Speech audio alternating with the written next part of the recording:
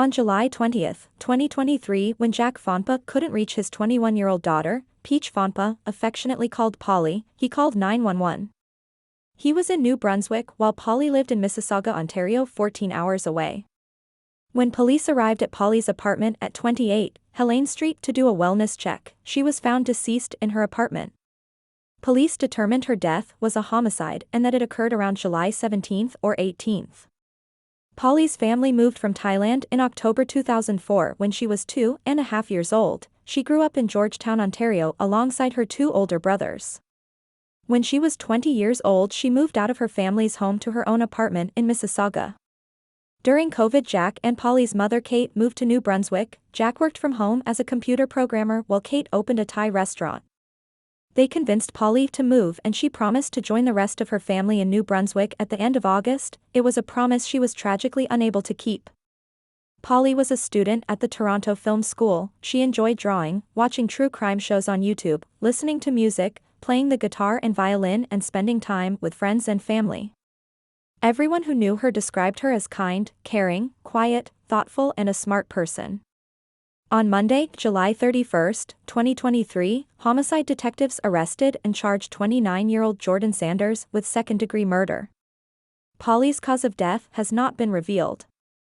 Polly's family disclosed to Global News that she was briefly in hospital because she was suffering from depression and PTSD a few months prior to her murder. She had told her mother that she had met a man in hospital who wanted to become her roommate. Court records listed Polly's apartment as Jordan's address, and on July 18 police were called to the same apartment in relation to a matter involving another woman. Jordan was arrested and charged with failure to comply with probation and assault. He was already in custody when police found Polly's body. Additional court documents also showed that Jordan was charged with 3 counts of assault, choking, and 1 count of sex assault on June 4, 2023.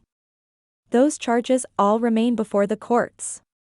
Since his arrest, a woman who was violently assaulted by Jordan in 2021 spoke with Global News under anonymity because she's afraid Jordan will be released on bail and come back to finish what he started. She feels the justice system failed her, Polly, and other victims of Jordan, including those who she believes have yet to come forward. In February 2023, Jordan pleaded guilty to 1 count of assault, choking, and 1 count of threatening death related to the unnamed victim. Court records show he was sentenced to 12 months probation after 50 days of pre-sentence custody.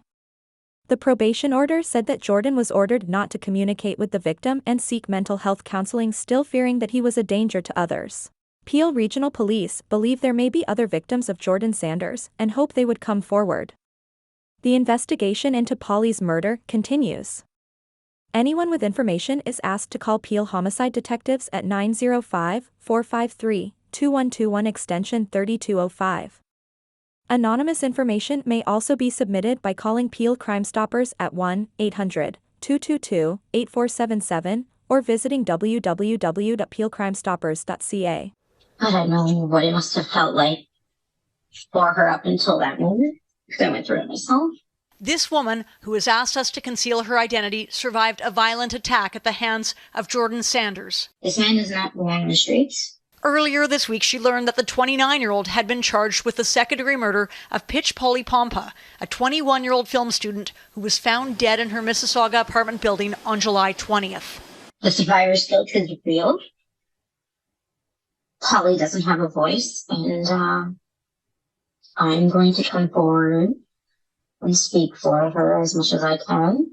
Just 5 months ago, Sanders pleaded guilty to assaulting her and threatening to kill her in relation to an incident in January 2021. He was sentenced to 12 months probation after 50 days pre-sentence custody.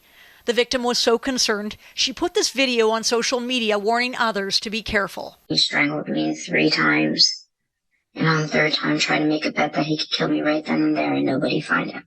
Court records obtained by Global News find that on July 18th, Peel police were called to Peach Phaunpa's apartment building here in Port Credit for an unrelated matter involving another woman. Jordan Sanders was arrested and charged with assault and failing to comply with his probation. 2 days later, police returned to this building where they found Phaunpa's body dead after her father reported her missing.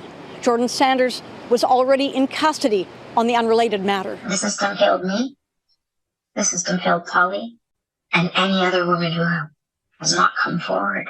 Family of Pitch Pauli Phaunpa is devastated to learn that she was murdered. They say that she was trying to find herself. She loved to draw and she dabbled in graphic design.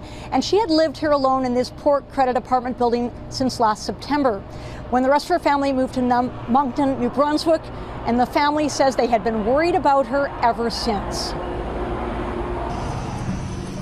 This was Pitch Pauli Phaunpa the last time her family saw her alive. She traveled to Moncton, New Brunswick for the Canada Day long weekend and enjoyed time with her parents and two older brothers who moved there last September from the GTA. We have a good time on Canada Day. On Friday, July 14th, her father got this text from the 21-year-old saying she missed him. Then last Wednesday, Pauli did not respond and he began to worry. I worry about her since day one, since day one. So that's why I have share location with her. I check her location every day, every hour. Jack Phaunpa says because he could track his daughter's phone, he could see it was at the Port Credit apartment building where she'd been living alone since last September. Her location stopped on 8:40 on the night of 18. That her location stopped. And then I start worry about that. He called 911 in Moncton saying he was worried about his daughter, and officers notified Peel Police. He then booked a plane ticket to travel to Toronto.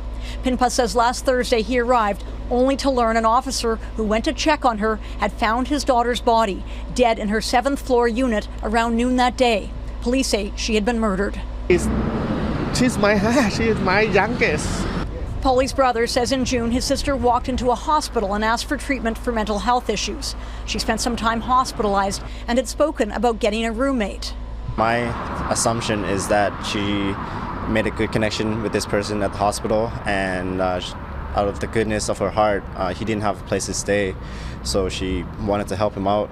Police have yet to announce an arrest in the case, nor have they released a description of the suspect. Pauli's father says they had just convinced her to move to New Brunswick at the end of August. Sadly, it was never meant to be. My wife just said, okay, we don't want to blame ourselves.